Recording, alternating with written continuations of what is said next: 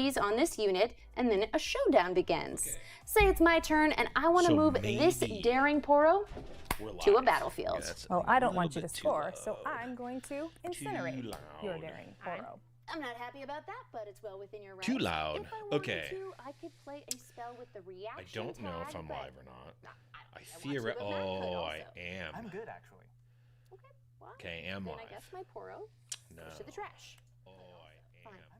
Okay, there we Now go. let's talk about combat showdowns. In multiplayer showdowns, all the players can get in on the action. Can I like Take a look at the make board it so here. that I can Maddie only controls see this chat? star-tipped peak battlefield, and it's got 3 units on it: Crackshot Corsair, a Can I Noxian drummer, make it and so? a token. Matt is Live also chat, I only wanna see 1 point all away from victory, messages. and it's his turn next. We must stop him. Mm-hmm. In my base, I only I have my old get friend theater Raven Bloom mode? student readied. She has Okay, way less might than I okay. need to take that battlefield from Matt. Haha! Can I Victory okay, I can awaits. pause Hold on, I'm that. still That's what going I to want. attack Okay. with Raven Bloom student and initiate a Now I showdown. think That's because in showdowns, anyone at the we're table can be live. invited to play cards. Olivia Yes. isn't part of this combat. Oh, it's between there we Matt, go. But I'm gonna invite Okay. Olivia to join since she doesn't want Matt to win either. So technically, I'm happy to help, and I think alright, I have so the I can perfect move spell this for over situation. here. Oh hell yeah! I Oh, think. yes. Oh hell yes! Oh, hell no. For this showdown, since I'm playing Annie, got a lot of destructive Let's do spells. this. So I will Whoa. join the fun. Whoop. And play a Firestorm. I'll deal 3 damage Okey-dokey. to all enemy units at a battlefield.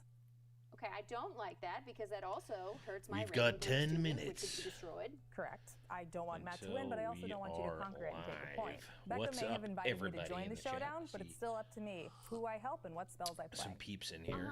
We're gonna be watching Okay. Riftbound That's thank you. Regional no problem. Qualifier. Oh, Something we to got keep a in mind little about video. multiplayer combat. Cass even on here. if everyone Hey everybody, is I'm involved Bear in the Bryant, showdown, and I'm Casanova. combat can only Surprises involve from day units one. I from think 2 the biggest one players. I'd have to say Riftbound was also thrives on the 4 amount players. of Sephi is joining us to round out the misrepresentation table. of Master That is Yi. the It kind greatest of feels thing. like there's That's my nobody favorite. on that legend when he's pretty much playing the Master Yi. second best deck in the room, right? It's weird. I If we think wanna play a there probably 4-person is more in the room than we've free-for-all, seen. that's Okay, called hold war on. Can we mode. watch this In war, on the the first player skips stream? their first draw.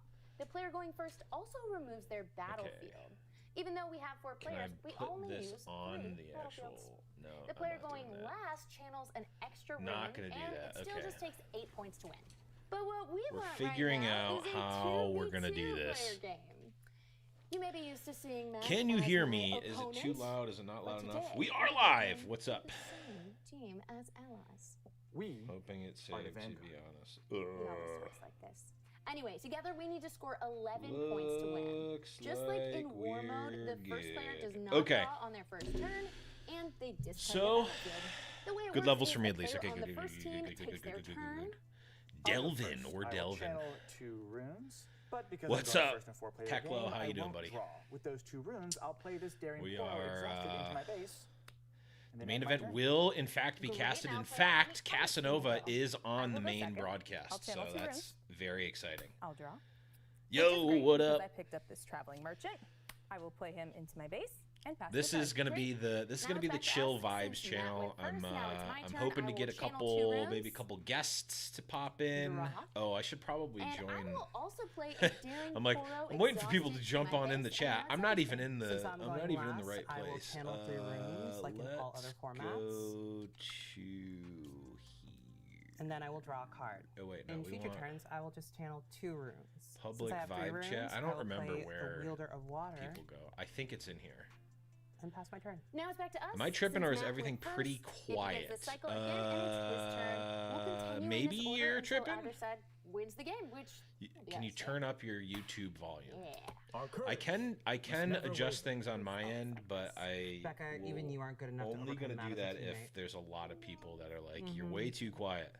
Anyway, Mainstream before is we pretty jump in, quiet. there are a few more Okay, specifics that yeah. I only have apply this. to I have the 2v2 mainstream games. kind of quiet. Everyone Hold on, can now let's see. participate in showdowns. No invitation Hold on. needed. Let You and your ally me cannot have units at the same turn battlefield. this The down on mine because two-player I don't per want it to be battlefield too rule loud for still me, but I applies. can And the word bump friendly it on up cards applies to you and your allies. you Take a look at Wuju all. Bladesman. His card says, while a friendly unit spends alone, it gains that? +2 might. That should if be I were using better. Master Yi's I sound deck fine, and I okay. played this card, You even bump your Olivia's voice up a units bit would too. also Okay, let's benefit see. from the flexibility. Speaking of allies, your ally I can can't also bump my play voice spells up on too your much turn more, without though. having to wait for a showdown to start. Testing, testing. 1, And 2, that's 3. Riftbound by way of Proving Grounds. If you've liked this video or have taken Proving Grounds for a spin and you're hungry for more, Let's go back this to is just the tip of the chat. iceberg. There we go. Until then, I think you should be a remember, lot louder your in the turn stream. Yeah, starts that's with what I was A, B, thinking C, too. D. Either player in 1v1 can want play the actions and reactions during mainstream. showdowns. The Damage way to that I knights view this healed is like, after I guess combat, you can and have you the mainstream. can exhaust and You recycle could a just rune have on the the same stream on. turn. But I'm Say that like, every night before you go to bed. I will. pop the mainstream Twice. on and this stream. You can find Proving Grounds and other Riftbound products at your local game stores No, starting maybe in that doesn't work. October 2025. If you want to don't know. expand your experience Okay. beyond Proving Grounds, there will be lots of champions launching with Riftbound Set 1 Origins. Guess I Some wasn't sure classic if we champs wanted like Victor, to hear Lee cast or Sin, not. or No, my no, no. favorite, Jinx, There's will be nothing hitting set in shelves stone. Alongside booster packs that let There's you nothing tweak set in and stone. modify I these want decks to the make them play stream to be exactly the way you on want. and also Proving Grounds was me. specifically crafted for trading card It's game like I'm looking at it right now and I'm like, Combining it looks these like pre-made when decks I'm with talking like boosters this will allow you to constantly, play I'm even more about the competitive games same than those you saw level. here today. When you've got your decks and Turning you're the ready to stream play, down check out your a local game little store bit. for new friends, new opponents, and plenty of weekly Riftbound events. All right, I think they know Right now we're everything I about the need to same. know. Maybe I'm a Until little then, bit louder. see you on the Rift. Bye-bye. Toodles. Bye. Y'all want to play again? Yeah, Oh yeah. Okay, let's yeah, for reset. sure. Okay. Bye. Demacian warriors. What are they going to do? Yeah, what are they gonna Fight do? with heart and courage. Beautiful. Who is this guy? I got I order in don't mind, know, but he can baby. leave anytime. I wonder if they actually played that game. So hyped for the tourney, right? I am interested to see a couple things. Is the like Western shift real, or was it for like one weekend? Like, are we gonna see Set and Annie perform in as dominant a fashion as we did before? B, is there any other like, because like Set and Annie and like Ari and a couple other decks were like the tier 1.5, tier 2. I'm wondering if are we gonna see those decks sort of like, are we gonna see the like S tier of Kaisa and like he has kind of dropped off, but I'll get to that in a second. Are we gonna see the like tier 1.5 and tier 1 sort of merge into like an A tier type of thing? MF Aurora is my hope for top 4. I mean, the results of not last week, 2 weeks ago, Aurora was like non-existent at the top tables for the most part. So I'm really interested to see like if there's a correction. Like, are we going to see people adjusting the Aurora decks? And are we going to see people adjusting the Aurora decks and actually perform here? Or is Aurora really dead? Wondering if he is only underrepresented because of Proving Grounds availability in the West. I mean, here's the thing. At an event like this, at a high-level event, like card availability is going to be a thing, but it's not like it was impossible to get, and there are also vendors at the event.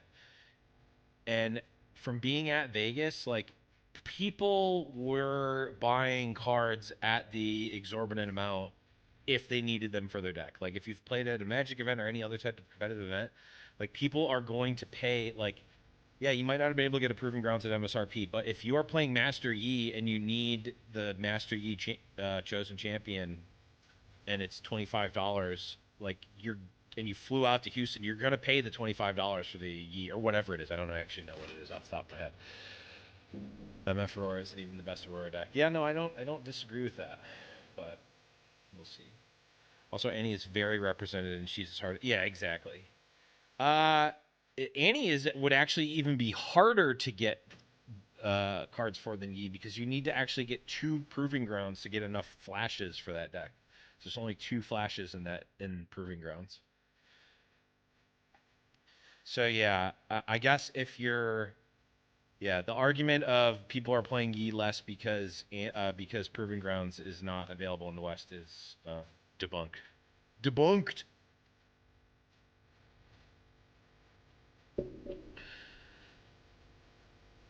I made this prediction a while ago, like that people weren't going to want to play Yi because it's not a fun or interesting deck to play, and that does like I think that plays a factor. Like if you are a seasoned TCG veteran and you want to come in and like maybe you haven't been grinding the online events, but you like are a Flesh and Blood pro or a One Piece player, Lorcana pro, or and you want to come in and do well at this event. Like I've seen a lot of those players pick up Kaisa. Yi is very brain off for the first season. Like there's decisions to be made. There's like, I'm not saying that the deck is brain dead, but there's not a lot of different lines to play compared to I think Kaisa or some of the other decks. Maybe we could see a dark horse like Teemo go far. Yes, because I'm assuming that Prismat is playing Teemo again this week, and I will not count out Prismat on any deck in any tournament that they're in. Is my I don't actually know what they're playing. I'm just assuming because they played it at they played Teemo at Vegas that they're probably playing it here. Although historically they swap up their deck all the time. So we'll see. Hope we get to see him on stream. I would imagine that we will get to see Prismat on stream at some point, but I have no idea. I think Alan ZQ is also bringing Teemo. Nice. Yeah, all decks have a lot of depth, which is great. Just early game can be a bit one direction. Yeah, no, for sure.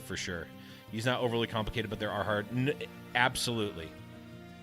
I'm not saying that there's not hard decisions. I'm saying that there's not a ton. Well, I guess there is a decent amount of interaction because you're playing the defies and the disciplines and all the pump spells too. So, you know what? I'll. Maybe my initial statement on Yi is a bit oversimplified. I'll admit that. I'll admit that. There is definitely like interaction with Yi, but I would say maybe not as much as Kaisa. And Kaisa, I think, overall has the higher ceiling. My LGS is having an Oops All Teemo Nexus night. Can't wait. That's awesome.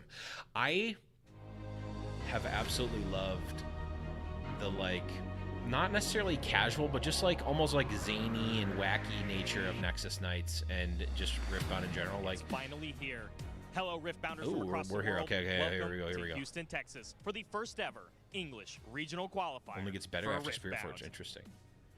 My name's Barrett Bryant, and I'll be Hi, your Barrett. guide this weekend through the tour of competitive Riftbound here in Houston, Texas, where almost 1,300 players will be competing for $25,000 worth of prizing, That's awesome. exclusive promos, and of course, the coveted metallic Best of Legends. Oh, So lock in I and get ready like for the falling stars, the well-disciplined like units, featured and the prize was the dazzling metallic awards you've Best ever of seen Legends. here That's at interesting. the Riftbound Regional Qualifier.